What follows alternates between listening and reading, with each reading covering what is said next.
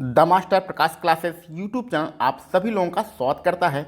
उत्तर प्रदेश में जूनियर शिक्षक भर्ती 2021 की तैयारी करने वाले ऐसे सभी अभ्यर्थी जिन्होंने अपने सेकंड पेपर के लिए सामाजिक अध्ययन इस विषय का चुनाव किया है, तो ऐसे सभी अभ्यर्थियों के लिए हम लोग टोटल 100 प्रश्नों का प्रैक्टिस सेट लेकर आए हैं। और ये जो प्रैक्टिस सेट है ये घटना चक्र की टोह सीरीज से लिया गया है। तो यदि आप प्रश्नों को डिटेल में पढ़ना चाहते हैं तो इस पुस्तक को अपने नज़दीकी बुक स्टोर से खरीद सकते हैं। ये पुस्तक आपके लिए बहुत ज़्यादा उपयोगी हो सकती है। तो चलिए फटाफट हम लोग अपने 100 प्रश्नों को सॉल्व करते हैं और देखते हैं किस में कितना है दम। तो इस प्रैक्टिस सेट का भैया जो हमारा पहला प्रश्न है उसमें लिखा गया है, भारत की जो संचित निधि होती है से जो धन निर्गत किया जाता है उस पर किसका नियंत्रण होता है। यानी भारत की अगर संचित निधि से हमें रुपया निकालना है तो किसके हमें आदेश की ज़रूरत पड़ेगी, ये आपको बताना है। हाँ, यहाँ पर एक चीज़ और विशेष रूप से ध्यान दीजिएगा, विकल्प आपको पढ़ना है। विकल्प पढ़ के आप कमेंट बॉक्स में आंसर बताते चलिए अथवा आप अपने मन में भी आंसर को दोहरा सकते हैं। तो पहला प्रश्न का सारे विकल्प आपने पढ़ लिए होंगे। इसमें से कौन सा विकल्प सही होना चाहिए? इसमें से आपका पहला, दूसरा, तीसरा ये तीनों गलत हैं और ये चौथा यहाँ पर विकल्प आपका सही है। उपयुक्त में से कोई नहीं। तो भारत में जो संचित निधि होती है उसमें से उस पर जो नियंत्रण होता है वो संसद का होता है। तो अगर इस संचित निधि से हमें रुपया निकालना होता है तो संसद की अनुमति की आवश्यकता होती है। तो पहले प्रश्न के लिए विकल्प डी हमारा यहाँ पर बिल्कुल सही है। दूसरे प्रश्न पर चलते हैं। यहाँ पर हमें जोड़ा मिलाना है, तो पहले हम लोग जोड़ा मिला लेते हैं, बाद में विकल्पों को ध्यान से देखेंगे। चलिए स्टार्ट करते हैं। तो दूसरे प्रश्न पे आइए। पहला, केंद्रीय धान अनुसंधान संस्थान कहाँ पर है? तो ये भैया है उड़ीसा में, यानी कि कटक में है। तो पहला तीसरे नंबर पे जाएगा। खेती प्रणाली अनुसंधान निदेशालय ये कहाँ पर है? तो ये जाएगा मेरठ में, उत्तर प्रदेश के मेरठ में जाएगा। और तीसरा, भारतीय मृदा विज्ञान संस्थान ये कहाँ पर है? तो ये जाएगा मध्य प्रदेश यानी कि भोपाल में। और सस्य वानिकी का राष्ट्रीय शोध संस्थान ये कहाँ पर है? तो ये भी उत्तर प्रदेश के झांसी जिले में है। तो ये आपका जो आपका पहले पे नंबर पे जाएगा। तो इस प्रकार 3 4 2 1 हमारा क्रम बन रहा है। 3 4 2 के कहाँ पर है? आपके पहले वाले विकल्प में है। तो पहला वाला विकल्प आपका बिल्कुल सही रहेगा। चलिए आगे बढ़ते हैं। एक यहाँ पर नाम दिया गया है गोलन हाइट्स, ठीक है। गोलन हाइट्स के नाम से जाना जाने वाला क्षेत्र निम्नलिखित में से किससे संबंधित घटनाओं के संदर्भ में यदा कदा समाचारों में रहता है? तो आपको बस इतना बताना है कि ये गोलन हाइट्स कहाँ पर है और यहाँ पर आपको ये नहीं बताना है कि ये किस लिए फेमस है।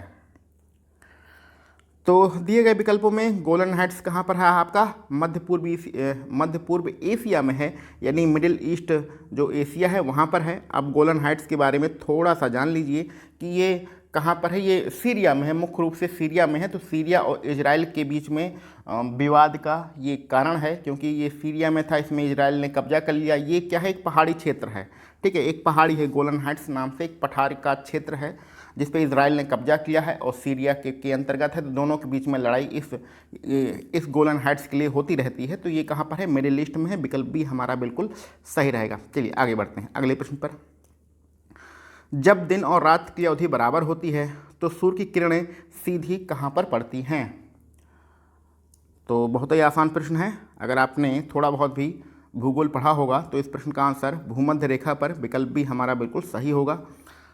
इस प्रश्न का आंसर दे सकते हैं। सांसदों की अयोग्यता संबंधी विवाद का जो निर्णय करता है वो कौन करता है? तो सांसदों की अयोग्यता संबंधी विवाद का निर्णय जो होता है वो निर्वाचन आयोग में इसकी अपील की जाती है और निर्वाचन आयोग के परामर्श से राष्ट्रपति इसका निर्णय करता है। विकल्प डी हमारा बिल्कुल सही रहेगा। आगे बढ़ते हैं अपने अगले प्रश्न पर। महाभाष्य के लेखक पतंजलि किसके समकालीन थे? तो पतंजलि किस समय में रहते थे? तो यहाँ पुष्यमित्र शुंग आपका विकल्प सी बिल्कुल सही रहेगा। चलिए आगे बढ़ते हैं अपने अगले प्रश्न पर।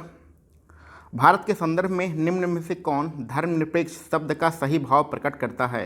तो धर्मनिरपेक्ष का क्या मतलब होता है यही बताना है दिए गए विकल्पों में से। तो ध्यान से सारे विकल्पों को पढ़िए। यहाँ पर आपका विकल्प डी वाला सही रहेगा। भारत में राज्य का कोई धर्म नहीं होता है। हम लोगों को सिर्फ यहाँ पर प्रश्न पढ़ना है और आंसर बताते चलना है। कोई बकवास नहीं करनी है, कोई यहाँ पर नेतागिरी या भाषणबाजी नहीं करनी है। हमें अपने एग्ज़ाम को देना है। एग्ज़ाम को देने के लिए एक एक मिनट और एक एक घंटे हमारे लिए बहुत ज़्यादा महत्वपूर्ण है, इसलिए सिर्फ और सिर्फ अपनी पढ़ाई पर ही ध्यान देना है। ठीक है, चलिए आगे बढ़ते हैं अपने अगले प्रश्न पर। उपनिषदों का जो फारसी में अनुवाद किया गया था वो किस मुगल सम्राट ने कराया था? तो उपनिषद का जो फारसी अनुवाद हुआ था वो शाहजहां के समय में हुआ था। पहला वाला विकल्प आपका बिल्कुल सही रहेगा। आगे बढ़ते हैं। भारतीय विधान पालिका प्रथम बार द्विसदनीय बनाई गई थी। तो किस अधिनियम के तहत, किस एक्ट के तहत भारत में जो विधान पालिका थी पहली बार द्विसदनीय बनाई गई थी? तो ये हुआ था 1919 में। 1919 के भारत सरकार अधिनियम में ऐसा किया गया था। विकल्प सी आपका बिल्कुल सही रहेगा। स्वावलंबन योजना का प्रमुख उद्देश्य क्या है? तो यहाँ पर आपका पहला विकल्प वर्ष 2022 के अंत तक 25 लाख दिव्यांगों को कौशल प्रशिक्षण प्रदान करना ही स्वावलंबन योजना का उद्देश्य है। 10वें नंबर में आपका पहला विकल्प बिल्कुल सही रहेगा। आगे बढ़ते हैं। भारतीय संविधान में किस प्रकार की शासन प्रणाली की व्यवस्था की गई है? तो किस प्रकार की शासन प्रणाली है भैया? स्वाभाविक सी बात है, हमारे देश में क्या है, संसद है, यानी कि संसदात्मक शासन प्रणाली है। विकल्प सी आपका यहाँ पर सही रहेगा। हॉर्न ऑफ अफ्रीका के अंग कौन से हैं? अब यहाँ पर आपको अफ्रीका महाद्वीप के बारे में आपने थोड़ा बहुत भी पढ़ा ही होगा, वहाँ पर आपने हॉर्न ऑफ अफ्रीका ज़रूर पढ़ा होगा। चलिए इसके बारे में थोड़ा सा जान लेते हैं। तो ये हॉर्न ऑफ अफ्रीका कहाँ पर है भैया?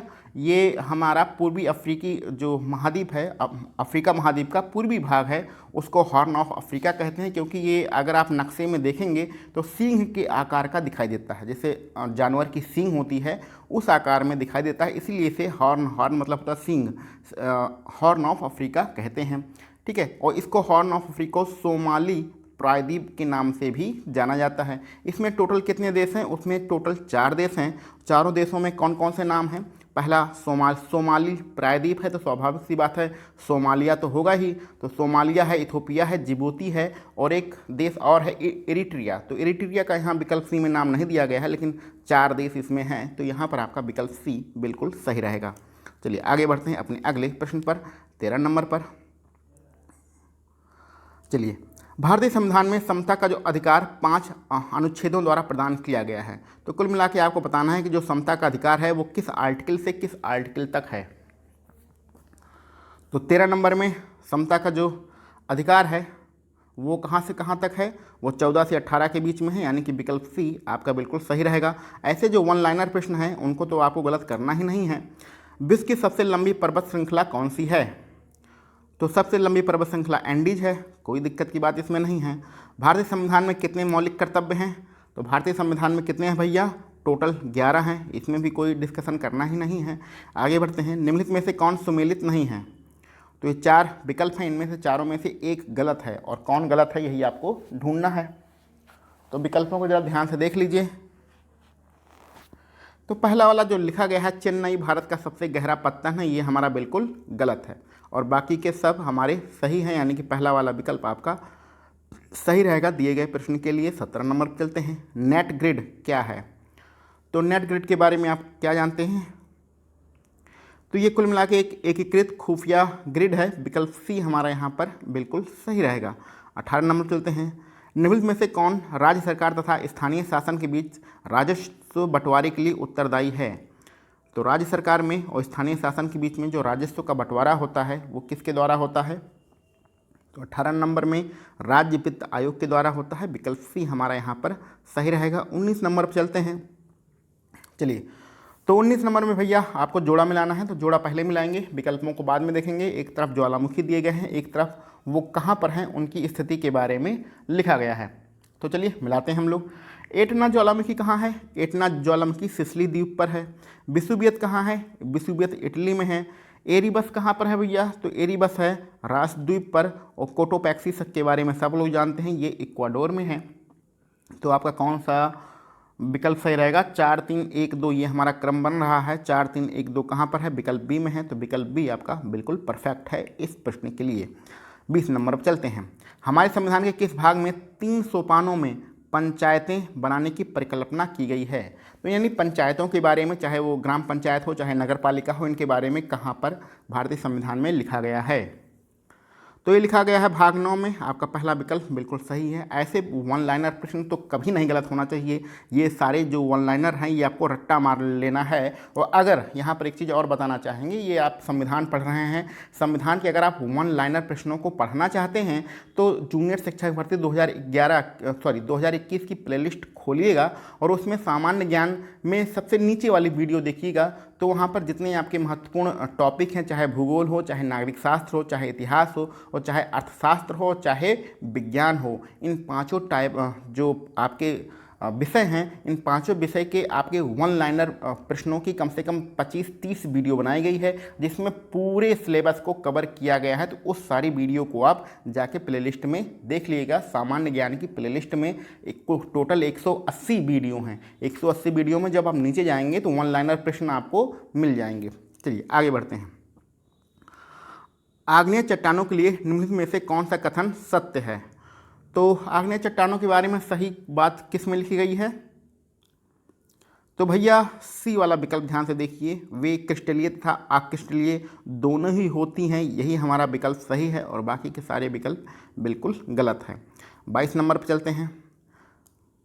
संयुक्त राज्य अमेरिका के बृहद झीलों का पूर्व से पश्चिम की ओर सही क्रम क्या है? तो संयुक्त राज्य अमेरिका और इसमें कुछ झीलें कनाडा के बॉर्डर पर भी हैं। तो यहाँ पर 5 झीलें पाई जाती हैं। तो 5 झीलें पूरब से लेकर पश्चिम तक, यानी कि इस क्रम में आपको बताना है। तो चलिए बताइए विकल्प जरा ध्यान से देख लीजिएगा। तो पूरब से पश्चिम बताना है। तो पूरब में सबसे रहेगा ओंटेरियो, फिर ईरी, फिर ह्यूरॉन, फिर मिशिगन और फिर सुपीरियर, यानी कि विकल्प सी आपका बिल्कुल सही होगा दिए गए 22 नंबर के प्रश्न में। आगे बढ़ते हैं। लीलावती एक पुस्तक है और इसके राइटर कौन है ये आपको बताना है। तो इसके राइटर हैं भास्कराचार्य, विकल्प सी हमारा यहाँ पर सही रहेगा। एलोरा में जो कैलाश मंदिर है उसका निर्माण किसने कराया था? तो एलोरा का जो कैलाश मंदिर है उसका निर्माण कृष्ण फर्स्ट ने कराया था, विकल्प बी 24 नंबर में हमारा बिल्कुल सही रहेगा। 25 नंबर पर चलते हैं और 25 नंबर में आपको मिलाना है जोड़ा। तो चलिए जोड़ा पहले मिलाएंगे, विकल्पों को बाद में देखेंगे। किस नदी पर कौन सा बांध बनाया गया है, इसी का आपको जोड़ा मिलाना है। चलिए जोड़ा मिलाते हैं। कोलोरेडो नदी पर कौन सा बांध है? कोलोरेडो नदी पर हूबर बांध है, ठीक है। दामोदर नदी पर कौन सा बांध है? पंचेत बांध है। और नील नदी पर सबको पता होना चाहिए भैया, नील नदी पर हमारा कौन सा बांध है? आसमान बांध है। और जाम्बेजी नदी पर कौन सा बांध है? करीबा बांध है, ठीक है। तो कुल मिला के हमारा जो जोड़ा बनेगा 4-3-1-2 का बनेगा। 4-3-1-2, 4-3-1-2 आपका विकल्प डी में है। तो विकल्प डी आपका बिल्कुल सही रहेगा। 26 नंबर पर चलते हैं। राष्ट्रीय कृषि विपणन संस्थान कहाँ पर है? तो ये कहाँ पर है भैया राष्ट्रीय कृषि विपणन संस्थान? ये आपके जयपुर में है, विकल्प बी आपका बिल्कुल सही रहेगा। और 27 नंबर में भी आपको जोड़ा ही मिलाना है। तो चलिए भैया जोड़ा मिलाने वाले बहुत सारे प्रश्न मिल रहे हैं, फटाफट हम लोग जोड़ा मिलाते हैं। कौन सी जल संधि किसको आपस में जोड़ती है, इसी का हमें जोड़ा 27 नंबर में मिलाना है। तो चलो स्टार्ट करो भैया। जिब्राल्टर जल संधि के बारे में आप क्या जानते हैं? जिब्राल्टर जल संधि जो है वो आपके अफ्रीका और यूरोप को जोड़ती है, ये तीसरे नंबर पर जाएगा। मलक्का जल संधि किसको जोड़ती है? तो मलक्का जो है आपके नीचे है, यानी कि भारत के नीचे है, तो ये इंडोनेशिया और मलेशिया को आपस में जोड़ती है। बेरिंग जल संधि कहाँ पर है? तो बेरिंग जल संधि अमेरिका के पास में है, यानी कि ये एशिया और उत्तरी अमेरिका के मध्य भाग को आपस में जोड़ती है। और हारमुज जल संधि कहाँ है? ये अरब कंट्री जो है वहाँ पर है। तो हारमुज जल संधि जो है वो फारस की खाड़ी व ओमान को आपस में जोड़ती है। तो इस प्रकार से जो हमारा क्रम बन रहा है वो 3-1-4-2 का बन रहा है। तो 3-1-4-2 कहाँ पर आपका दिया गया है? 3-1-4-2, ये आपका विकल्प सी में दिया गया है। तो विकल्प सी आपका बिल्कुल सही है। आगे बढ़ते हैं। बजट एक लेख पत्र है, तो किसका लेख पत्र है ये आपको बताना है, यानी कि दिए गए विकल्पों में से क्या सही रहेगा बजट के बारे में। तो बजट एक लेख पत्र होता है जो कि सरकार की राजकोषीय नीति के बारे में बताता है, यानी कि विकल्प सी हमारे यहाँ पर बिल्कुल सही है। 29 नंबर में भी जोड़ा मिलाना है। तो कौन सा राज्य किस लिए प्रसिद्ध है, इसका जोड़ा मिलाना है। तो पहले जोड़ा मिलाते हैं, विकल्पों को बाद में देखते हैं। चलिए स्टार्ट करते हैं। बहुत ही आसान ये प्रश्न है, कोई दिक्कत की बात होने वाली नहीं है। जूट कहाँ पर होता है सबसे ज़्यादा? पश्चिमी बंगाल में। चाय कहाँ पर होती है? असम में होती है, कोई दिक्कत की बात नहीं है। रबड़ कहाँ होता है?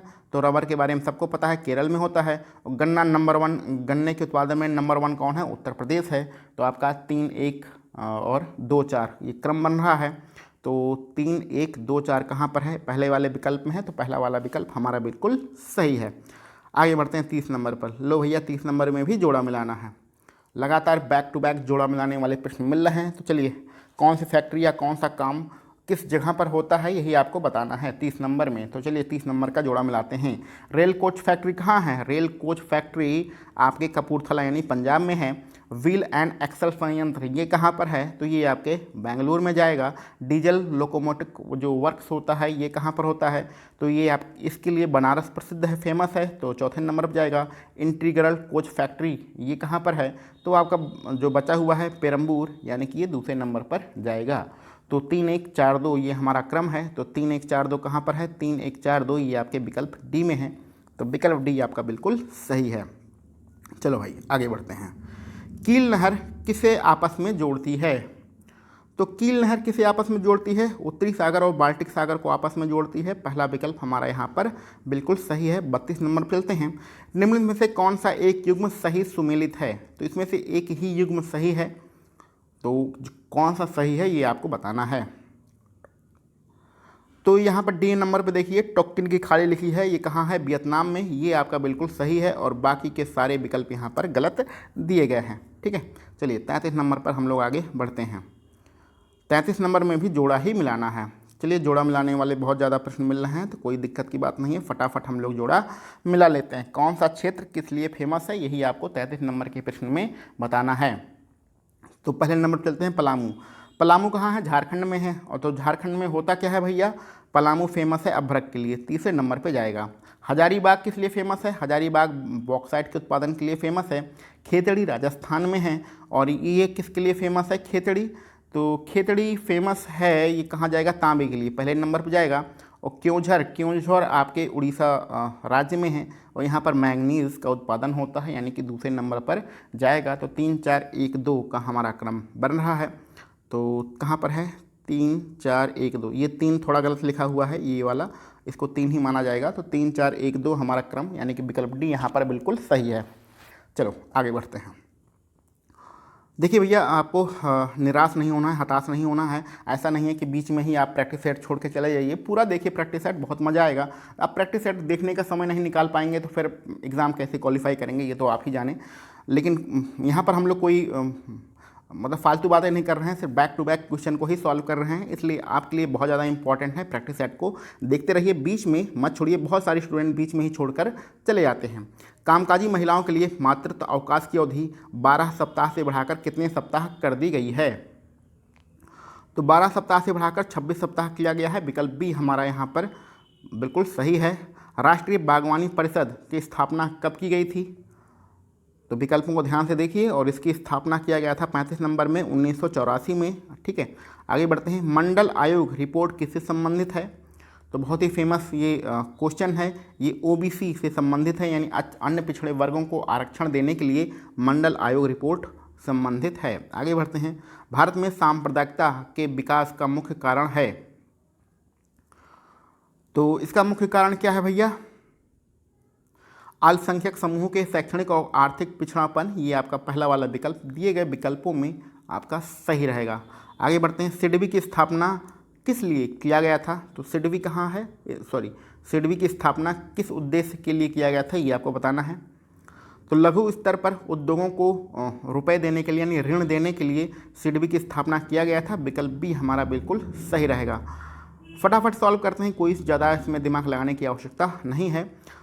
39 नंबर में लिखा गया है वाणिज्यिक बैंकों में गैर निष्पादीय जो संपत्तियों का अर्थ क्या होता है? बहुत ही आसान प्रश्न होना चाहिए, ये आप सभी के लिए, इसमें दिक्कत नहीं होना चाहिए।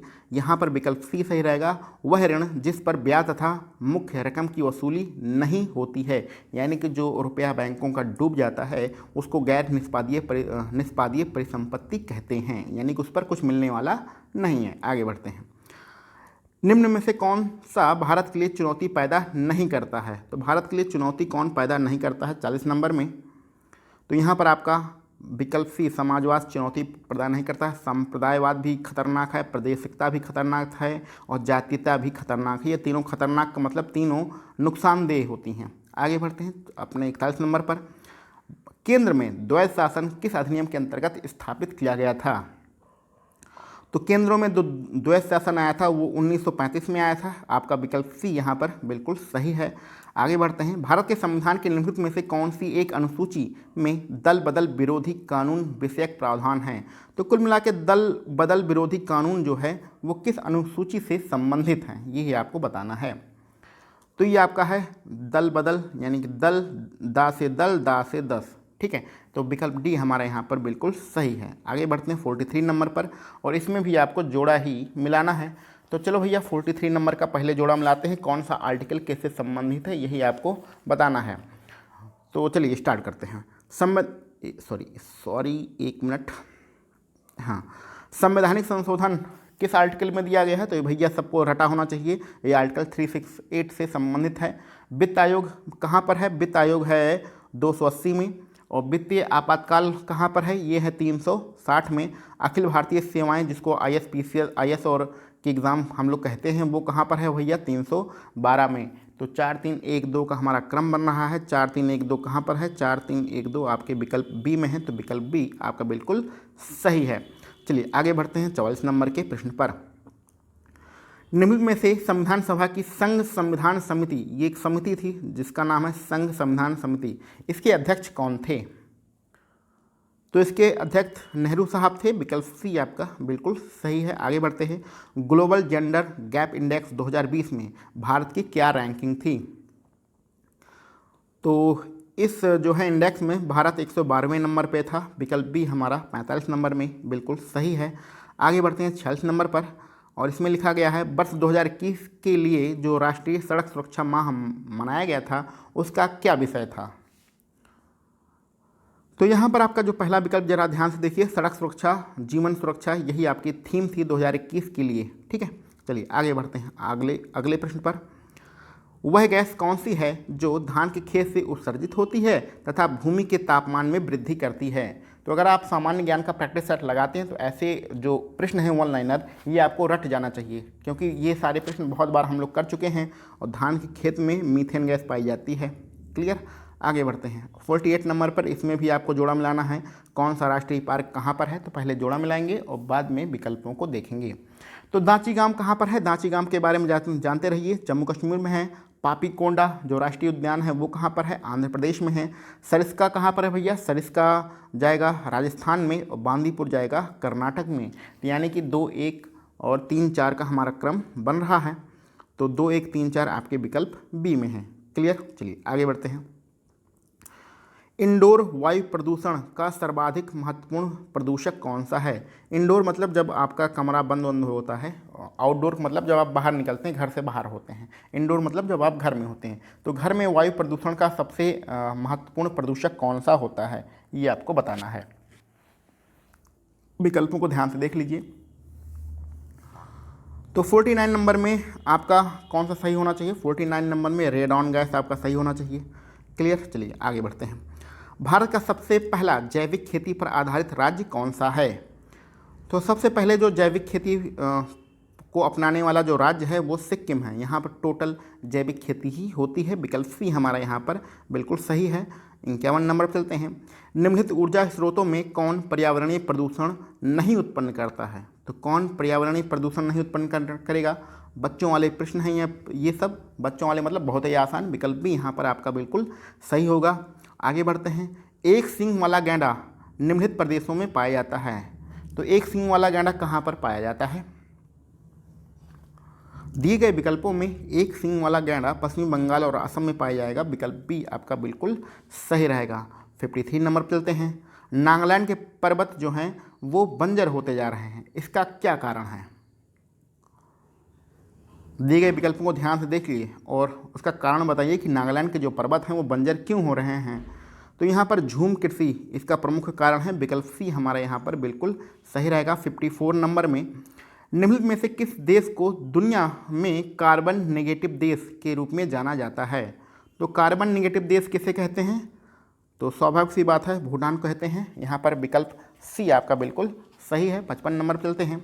संयुक्त राष्ट्र संघ ने निम्न में से किसे 2011 और से 20 के लिए दशक निर्दिष्ट किया है? तो यानी कि 2011 से 20 का जो दशक है वो किस लिए मनाया जा रहा है? तो जैव विविधता दशक के रूप में मनाया जा रहा है। विकल्प बी हमारा बिल्कुल सही है। 56 नंबर पर चलते हैं। इसमें भी आपको जोड़ा ही मिलाना है। कौन सा क्षेत्र किस लिए फेमस है यही आपको बताना है। चलिए, टेरिकोटा कहाँ पर होता भैया? तो पहला नंबर है टेरिकोटा। टेरिकोटा के लिए फेमस है गोरखपुर। दूसरे नंबर में लकड़ी के खिलौने कहाँ पर होते हैं? भैया कंफ्यूज मत होइएगा, बनारस लकड़ी के खिलौनों के लिए फेमस है। तीसरा, चीनी मिट्टी के बर्तन कहाँ बनाए जाते हैं? तो चीनी मिट्टी के बर्तन चिन्हट यहाँ पर जाएंगे। और आगे बढ़ते हैं। डी नंबर पे कांच के जो सामान के लिए हमारा फिरोजाबाद फेमस है। चिन्हट ये कहाँ है? वही चिन्हट लखनऊ में जो लोग रहते हैं वो चिन्हट के बारे में जानते हैं। क्लियर? तो चलिए आगे बढ़ते हैं। यहाँ पर क्रम हमारा बना है 2 4 1 3 का। तो देखते हैं किस विकल्प में 2 4 1 3 है। ये आपके पहले वाले विकल्प में ही दिया गया है। 57 नंबर पे बढ़ते हैं। इसमें भी आपका जोड़ा ही मिलाना है। ये आपके गौतम बुद्ध के बारे में बता रहा है कि एक तरफ चिन्ह दिए गए हैं, एक तरफ उसका क्या मतलब होता है ये दिया गया है। ठीक है, तो चलिए जोड़ा मिलाते हैं। जो गौतम बुद्ध का जन्म हुआ था उसको हम लोग किससे प्रदर्शित करते हैं? तो जन्म को हम लोग कमल से प्रदर्शित करते हैं। प्रथम प्रवचन जो उपदेश उन्होंने दिया था उसको किससे प्रदर्शित करते हैं? धर्मचक्र परिवर्तन से। महाबोधि यानी ज्ञान को किससे प्रदर्शित करते हैं? बोधि वृक्ष से। और त्याग का प्रतीक क्या है? त्याग का प्रतीक है घोड़ा। तो यहाँ पर 4 2 1 3 हमारा क्रम है। 4 2 1 3 हमारा विकल्प डी में दिया गया है। चलो आगे बढ़ते हैं भैया। अगले प्रश्न में है, निम्नलिखित में से किस स्थान पर मानव के साथ कुत्ते को दफनाए जाने का साक्ष्य मिला है? तो ऐसा किस स्थान पर साक्ष्य मिला है? तो यहाँ पर बुर्ज होम यानी कि जो पहला वाला विकल्प है ये हमारा बिल्कुल सही है। आगे बढ़ते हैं। उत्तर प्रदेश में सर्वाधिक क्षेत्रफल वाली आम की प्रजाति कौन सी है? तो सर्वाधिक कौन सी प्रजाति का उत्पादन होता है आम की? तो सबको पता है उत्तर प्रदेश दशहरी के लिए फेमस है। भारत में उत्तर प्रदेश जिस पैदावार का सबसे बड़ा उत्पादक है वो कौन से है? तो उत्तर प्रदेश में सर्वाधिक उत्पादन किसका होता है? उत्तर प्रदेश में सर्वाधिक उत्पादन खाद्यान्न का होता है। गेहूं के उत्पादन में जो उत्तर प्रदेश है वो नंबर 1 पर है। आगे बढ़ते हैं। धौलावीरा किस राज्य में है? तो धौलावीरा है आपके गुजरात में। ये सारे 1 लाइनर हैं, फटाफट आंसर देते जाना है, कोई इसमें सोचने समझने की बात नहीं है। जैसे प्रश्न आए तुरंत आपके मुंह से आंसर निकलना चाहिए, इस प्रकार से तैयारी होनी चाहिए। उत्तर प्रदेश में कोयले के भंडार कहाँ पर पाए जाते हैं? तो कोयले के भंडार उत्तर प्रदेश में सिंगरौली में पाए जाते हैं। ठीक है। ऋग वैदिक काल में निष्क एक आभूषण होता था और ये आपको बताना है कि जो निष्क होता था वो कहाँ पर पहना जाता था। तो निष्क नाम का जो आभूषण होता था वो गले में पहना जाता था, जिसको हम लोग आजकल गले में चैन कहते हैं। ठीक है, तो वही निष्क पहना जाता था। आगे बढ़ते हैं। सांची, सॉरी 1 मिनट, ये बहुत ही ज़्यादा छोटा हो गया। हाँ, कहाँ पर गया भैया? 1 मिनट का समय दीजिए भैया, थोड़ा सा गड़बड़ा गया है मामला। सांची का स्तूप किस शासक ने बनवाया था? तो जो सांची का स्तूप है वो किसने बनवाया था ये आपको बताना है 64 नंबर पे। तो 64 नंबर में उसे सम्राट अशोक ने बनवाया था। आगे बढ़ते हैं। भारत में निम्न लिंगानुपात के लिए निम्नलिखित में से कौन से कारक उत्तरदायी हैं? तो बताइए भैया कौन से कारक उत्तरदायी हैं निम्न लिंगानुपात के लिए? तो यहाँ पर आपका पहला, दूसरा, तीसरा, चौथा ये सब सही हैं। तो सब सही हैं। अब यह यहाँ पर विकल्प देखिए, विकल्प आपका यहाँ पर डी दिया रहेगा 1 2 3 4। ठीक है, चलिए आगे बढ़ते हैं 66 नंबर के प्रश्न पर। और 66 नंबर का प्रश्न आप पढ़िए, तब तक हम थोड़ा सा पानी वानी पी लेते हैं भैया, गला सूख जाता है बोलते बोलते।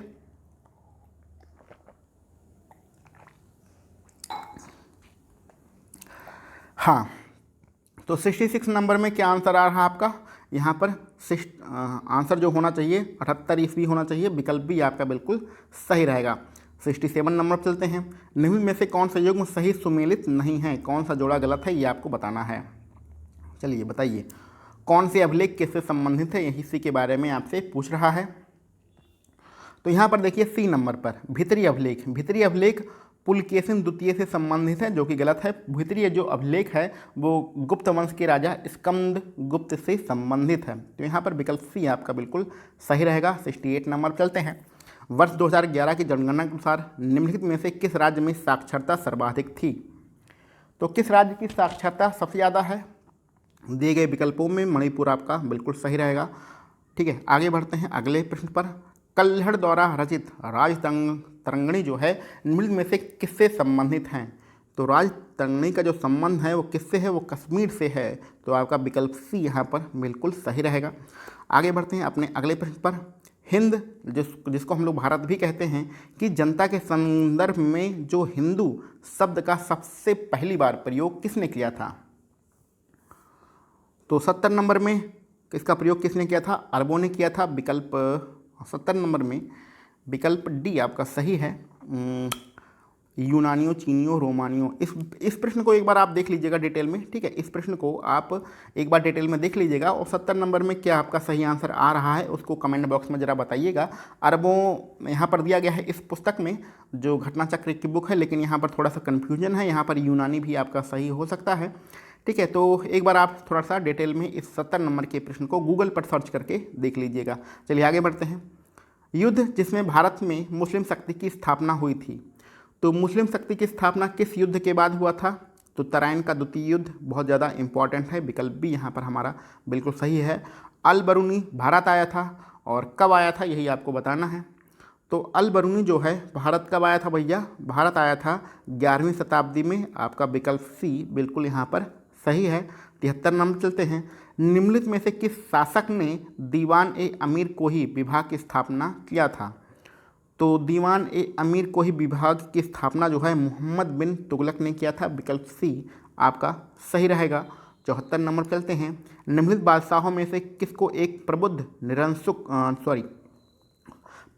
निरंकुश शासक कहा जाता है? तो 74 नंबर में हमारा विकल्प सी अकबर बिल्कुल सही रहेगा। आगे बढ़ते हैं। जहांगीर ने मुख्यतः निम्नलिखित में से किस कला को संरक्षण दिया था? तो जहांगीर ने किसको संरक्षण दिया था? चित्रकला का संरक्षण दिया था। पहला वाला विकल्प आपका बिल्कुल सही रहेगा। निम्न में से किसने अपनी राजधानी मुर्शिदाबाद से मुंगेर स्थापित किया था? तो ऐसा किसने किया था भैया? ऐसा किया था किसने? मीर कासिम ने। विकल्प आपका डी वाला बिल्कुल सही है। आगे बढ़ते हैं। कर्नाटक का युद्ध किसके बीच में लड़ा गया था? तो कर्नाटक का युद्ध जो था वो अंग्रेज़ों और फ्रांसीसियों के बीच में लड़ा गया था। फटाफट आंसर देना है, कोई इसमें दिमाग लगाने की जरूरत नहीं है। चलिए अगला प्रश्न भी जोड़ा मिलाने वाला प्रश्न मिल गया है। कौन सा क्षेत्र किस लिए फेमस है, यही आपसे पूछ रहा है। तो चलो भैया इसका हम लोग जोड़ा मिला लेते हैं। तो माकूम किस लिए फेमस है? तो माकूम भैया है कोयले के लिए फेमस। डल्ली राजहरा किस लिए फेमस है? तो ये है लौह अयस्क के लिए फेमस। कोरापुट किस लिए फेमस है? तो ये बॉक्साइट के उत्पादन के लिए। और चित्रदुर्ग कहाँ में क्या होता है? यहाँ पर मैंगनीज होता है। तो इस प्रकार जो आपका विकल्प बन रहा है वो 2 1 4 3 का बन रहा है। तो कहाँ पर है? 2 1 4 3 आपके विकल्प बी में दिया गया है। चलो आगे बढ़ते हैं 79 पर। सहायक संधि को स्वीकार करने वाला पहला राजा कौन सा था? तो सहायक संधि को स्वीकार सबसे पहले किया था अवध के नवाब ने, यानी कि पहला वाला विकल्प आपका 79 नंबर में बिल्कुल सही है। ब्रिटिश साम्राज्य में अवध का विलय जो हुआ था वो कब हुआ था? तो अवध का विलय हुआ था 1856 में। विकल्प डी यहाँ पर बिल्कुल सही है। विधवा पुनर्विवाह अधिनियम किसके शासन में आया था? तो विधवा पुनर्विवाह अधिनियम जो है उसको लाने वाले कौन थे? उसको लाने वाले थे लॉर्ड कैनिंग। तो यहाँ पर आपका विकल्प बी यहाँ पर बिल्कुल सही है। चलिए आगे बढ़ते हैं। इल्बर्ट बिल विवाद किससे संबंधित है? तो इसमें पूरे विकल्प नहीं दिख रहे हैं, लेकिन कोई बात नहीं, जितने दिख रहे हैं उससे हमारा काम चल जाएगा। इल्बर्ट बिल विवाद किससे संबंधित है? विकल्पों को जरा ध्यान से देख लीजिए, ABC में ही आपका आंसर मिल जाएगा। तो यहाँ पर आपका सी वाला जो विकल्प है ये आपका सही रहेगा। यूरोप के लोगों के मामले की सुनवाई करने के लिए भारतीय न्यायाधीशों पर लगाई गई अयोग्यताओं को हटाया जाना ही हम लोग इल्बर्ट बिल विवाद से संबंधित है, इसको इसीलिए जाना जाता है। चलिए आगे बढ़ते हैं। अंग्रेज़ों ने रैयतवाड़ी जो व्यवस्था थी सर्वप्रथम कहाँ पर प्रारंभ किया था? तो जो आपकी रैयतवाड़ी व्यवस्था थी सबसे पहले मद्रास में लागू की गई थी। विकल्प डी आपका बिल्कुल सही है। 1921 में मोपला विद्रोह हुआ था। मोपला विद्रोह में क्या हुआ था? मुसलमानों ने हिंदुओं का बहुत ज़्यादा कत्लेआम किया था, नरसंहार किया था। तो ये 1921 की घटना है, ये केरल की घटना है। केरल में एक जगह जिसका नाम है मालाबार, वहाँ की एक घटना है। तो विकल्प सी आपका बिल्कुल यहाँ पर सही रहेगा। आगे बढ़ते हैं अपने अगले प्रश्न पर। पटना के 1857 के स्वतंत्रता संग्राम के नेता कौन थे? तो पटना में 1857 का जो स्वतंत्रता संग्राम हुआ था उसका नेतृत्व किसने किया था? तो नेतृत्व किया था जमींदार कुंवर सिंह द्वारा। तो विकल्प भी हमारा यहाँ पर बिल्कुल सही है। 86 नंबर पर भी आपको जोड़ा मिलाना है। एक तरफ समाचार पत्र हैं, एक तरफ उनके संपादक का नाम है। तो चलिए 86 नंबर में फटाफट हम लोग जोड़ा मिला लेते हैं। हिंदू जो समाचार पत्र है उसके संपादक कौन है? उसके संपादक अय्यर साहब हैं। ठीक है। सुधारक जो समाचार पत्र है उसके संपादक गोखले साहब हैं। जो वॉइस ऑफ इंडिया के संपादक कौन हैं? तो दादा भाई नौरोजी साहब हैं। और बंगाली जो अखबार है उसके बनर्जी हैं। तो यहाँ पर आपका 3 2 1 4 क्रम बन रहा है। तो 3 2 1 4 आपका विकल्प डी में दिया गया है। क्लियर। आगे बढ़ते हैं 87 नंबर के प्रश्न पर। ऊधम सिंह ने लंदन में किसे मारा था? तो गदर पार्टी से संबंधित है ऊधम सिंह। इन्होंने लंदन में जाकर एक अंग्रेज की हत्या किया था। और किसकी किया था ये आपको बताना है। सर माइकल ओ डायर की इन्होंने हत्या की थी। इनके बारे में डिटेल में पढ़ लीजिएगा। कम से कम क्रांतिकारियों के बारे में तो डिटेल में थोड़ा बहुत जानकारी होना ही चाहिए। तो इनके बारे में गूगल पे सर्च करके पढ़ लीजिएगा अगर आपको पुस्तक से नहीं मिलता है तो। चलिए आगे बढ़ते हैं अगले प्रश्न पर। राजा राम मोहन राय को जो राजा की उपाधि दी गई थी वो किसने दिया था? तो राजा की उपाधि अकबर सेकंड ने दिया था। विकल्प भी हमारा यहाँ पर बिल्कुल सही रहेगा। आगे बढ़ते हैं। निम्नलिखित युग्म में से कौन सुमेलित नहीं? अच्छा भैया इसमें एक युग्म गलत है। ठीक है। और इसमें एक नहीं, एक से ज़्यादा 2 युग्म गलत हैं। अब विकल्प आपके नीचे दिए गए हैं, विकल्प देख लीजिए। विकल्प को बाद में देखेंगे, पहले इसमें बताइए कौन कौन से गलत हैं। 1 2 3 4 हैं, चारों को पढ़िए और बताइए कौन कौन सा इसमें गलत है। तो चलिए इसके सॉल्व करते हैं। तो 89 नंबर पे दूसरा देखिए, east India association. East India association की स्थापना कलकत्ता में हुई? नहीं, ईस्ट इंडिया एसोसिएशन की जो स्थापना हुई थी वो लंदन में हुई थी और दादा भाई नौरोजी ने किया था। ठीक है। और चौथा नंबर पर देखिए, इंडियन एसोसिएशन। इंडियन एसोसिएशन की स्थापना बम्बई में हुई? नहीं, बिल्कुल गलत। इंडियन एसोसिएशन की स्थापना कलकत्ता में हुई थी। और किसने किया था? सुरेंद्र नाथ बनर्जी ने किया था। तो यानी कि 2 और 4 आपके 2 इसमें गलत हैं और 2 4 कहाँ पर है? विकल्प डी में है। तो विकल्प डी आपका बिल्कुल सही है। चलिए आगे बढ़ते हैं। एक पेट्रोल उत्पादक क्षेत्र है जिसका नाम है लुनेज। ये कहाँ पर है? तो लुनेज कहाँ पर है भैया? लुनेज है आपका कहाँ पर है? गुजरात में। विकल्प डी आपका बिल्कुल सही है। पेट्रोल के बारे में अगर पूछा जाए और आपको कुछ ना समझ में आए तो आप गुजरात ही टिक लगा दीजिए। ठीक है। चलिए आगे बढ़ते हैं। 1 मिनट। महात्मा गांधी को सबसे पहले राष्ट्रपिता किसने कहा था? तो सबको पता है सुभाष चंद्र बोस ने कहा था, इसमें कोई डाउट तो है ये नहीं है। आगे बढ़ते हैं। हिंदू विधवा पुनर्विवाह अधिनियम किस वर्ष पारित हुआ था? तो ये पारित हुआ था 1856 में। ठीक है। आगे बढ़ते हैं। एक निश्चित आकृति में व्यवस्थित ताराओं का समूह क्या कहलाता है? तो अगर निश्चित आकृति में जो तारे जो हैं आकाश में व्यवस्थित हैं तो उन्हें हम लोग किस नाम से जानते हैं? उन्हें हम लोग नक्षत्र के नाम से जानते हैं। विकल्प भी आपका यहाँ पर सही रहेगा। भारत में सोयाबीन का सर्वाधिक जो उत्पादन होता है वो कहाँ पर होता है? तो सोयाबीन राज्य किसे कहा जाता है? मध्य प्रदेश को कहा जाता है। सोयाबीन राज्य मध्य प्रदेश फेमस है। आगे बढ़ते हैं। जैव विघटित प्रदूषक कौन सा है? तो जैव विघटित जो प्रदूषक है वो वाहित मल है। ठीक है। दिए गए विकल्पों में से पारा, प्लास्टिक, एवेस्टस ये बिल्कुल गलत है। वाहित मल आपका बिल्कुल सही रहेगा। दिए गए विकल्पों में से ये आपका सही है। आगे बढ़ते हैं। जैव विविधता के ह्रास का मुख्य कारण क्या है? तो जैव विविधता के खत्म होने का क्या कारण है भैया? तो यहाँ पर दिए गए विकल्पों में आपका विकल्प डी आपका सही रहेगा। प्राकृतिक आवासीय विनाश करना, यानी कि जो हम लोग जीव जंतुओं के प्राकृतिक आवास हैं उनका विनाश कर रहे हैं, जंगल वंगल काट रहे हैं, इसी कारण जैव विविधता खत्म हो रही है। आगे बढ़ते हैं। 3 प्रश्न हमारे बचे हुए फटाफट देख लेते हैं। शून्यता के सिद्धांत का सर्वप्रथम प्रतिपादन करने वाले बौद्ध दार्शनिक कौन हैं? तो शून्यता का सिद्धांत किसने कहा था? नागार्जुन ने बताया था। पहला वाला विकल्प आपका बिल्कुल सही है। शून्यता का मतलब शून्य से नहीं है, शून्यता का मतलब सापेक्षता के सिद्धांत से है। तो कभी फुर्सत मिलेगा जीवन में तो इसको आप डिटेल में पढ़ लीजिएगा। चलिए आगे बढ़ते हैं। सुगम्य भारत अभियान किससे संबंधित है? तो जो आपका सुगम्य भारत अभियान है, विकल्पों को जरा ध्यान से देखिए, यहाँ पर आपका विकल्प डी सही रहेगा, दिव्यांग व्यक्तियों के लिए सार्वभौमिक सुगमता से। यही आपका सुगम्य भारत अभियान है कहलाता है। आगे बढ़ते हैं, नागरिक सुरक्षा अधिनियम कब लागू किया गया था? तो नागरिक सुरक्षा अधिनियम ये 1968 में लागू किया गया था। आज के अपने आखिरी प्रश्न पर बढ़ते हैं और आखिरी प्रश्न में लिखा गया है, दादरा तथा नगर हवेली और दमन दीव की राजधानी क्या है? तो इसकी राजधानी क्या है भैया? इसकी राजधानी दमन है। तो यहाँ पर हम लोगों ने जो आपके सामाजिक अध्ययन के टोटल 100 प्रश्नों का प्रैक्टिस सेट लगाया है, उसमें आपके कितने प्रश्न सही हो रहे हैं इसको कमेंट बॉक्स में ज़रूर बताइएगा। इसके अलावा यदि आपके पास कोई सुझाव हो, कोई शिकायत हो या कोई भी बात आपको कहनी हो, बतानी हो, तो कमेंट बॉक्स का आप उपयोग कर सकते हैं। इसके अलावा यदि आपके कोई मित्र सुपर टेट की तैयारी कर रहे हैं या जूनियर शिक्षक भर्ती की तैयारी कर रहे हैं या यूपी टेट की तैयारी कर रहे हैं, तो उन्हें इस the master Prakash classes YouTube channel को शेयर जरूर कर दीजिएगा। यहाँ पर इन तीनों परीक्षाओं की तैयारी कराई जा रही है। तो चलिए मिलते हैं हम लोग अपने अगले किसी वीडियो लेक्चर में। आप सभी लोगों को वीडियो देखने के लिए बहुत बहुत धन्यवाद।